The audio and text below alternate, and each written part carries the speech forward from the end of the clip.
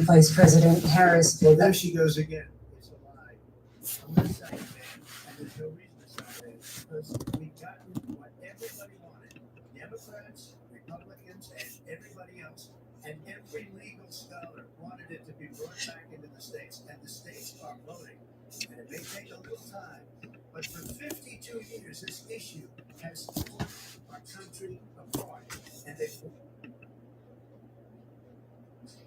Okay, everyone, here's the question to everybody.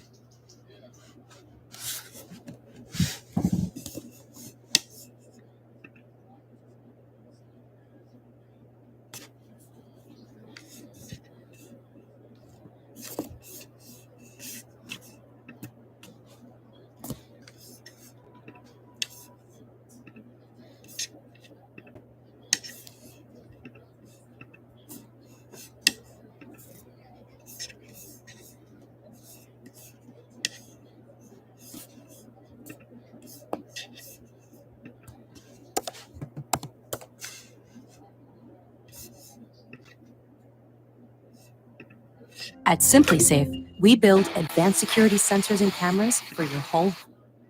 The season finale is upon. At SimpliSafe, we build restaurant bread. The season finale is to the future of our family. The season finale is upon. It's like, will authorities be going door to door in this country? Yeah, it is much higher because of them. They allowed criminals, many millions of criminals.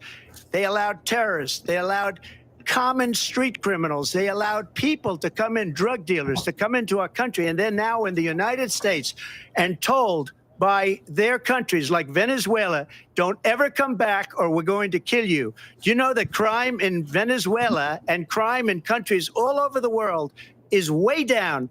You know why? Because they've taken their criminals off the street and they've given them to her to put into our country. And this will be one of the greatest mistakes in history for them to allow.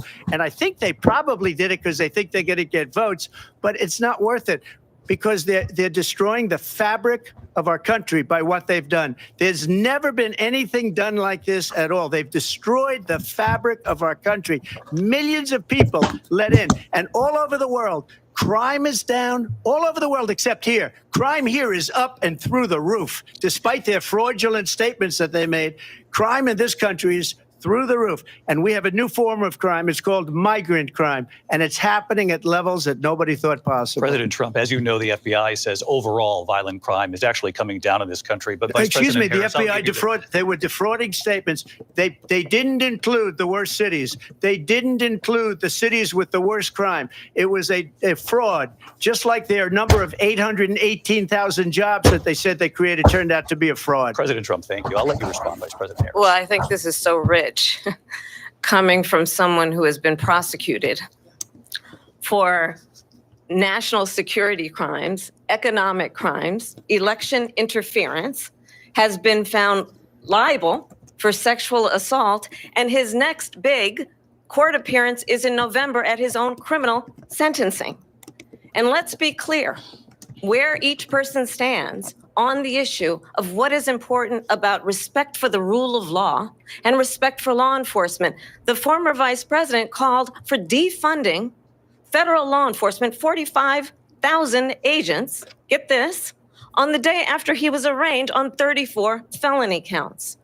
So let's talk about what is important in this race. It is important that we move forward, that we turn the page on this same old tired rhetoric and address the needs of the American people, address what we need to do about the housing shortage, which I have a plan for, address what we must do to support our small businesses, address bringing down the price of groceries. But frankly, the American people are exhausted with this same old tired playbook. Vice President Harris, thank you. Excuse me. Every one of those cases was started by them against their political opponent. And I'm winning most of them, and I will win the rest on appeal. And you saw that with the decision that came down just recently from the Supreme Court.